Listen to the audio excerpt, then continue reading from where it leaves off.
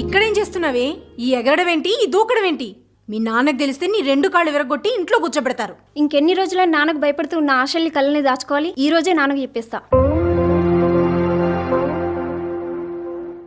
మళ్ళా ఏ మొహం పెట్టుకొని అప్పడడానికి వచ్చినావు దేవన్నా? ఇప్పటికే ఆ పంట ఎత్తన్నా ఈ పంట ఎత్తన్నా అని చెప్పి 2 లక్షలు అప్పు తీసుకున్నావు. వడ్డీ లేదు, అసలు లేదు.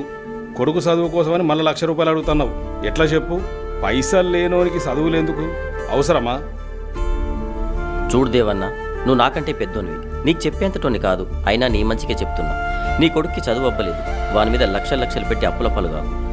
అరే ఇంత గోడ బస్సు అవసరం లేవా? రే నేనెట్లా రాకుండా ఉంటారా? ఎవరైనా రాని రాకపోని నేను మాత్రం పక్కా వస్తా. ఓకే ఓకే అత్తాటను తప్ప ట్రిప్కి అయితే డబ్బులు కడతలేవు. రేపెల్లుండి ఇస్తారా? మా నాన్నకు కోచింగ్ అని 1,00,000 అడిగిన. మరి ఇస్తాడా హ్యాండ్ ఇస్తాడా? మా నాన్నకు నేనంటే ప్రాణం, అర్థమైందా? తల తాకట్టు పెట్టాను.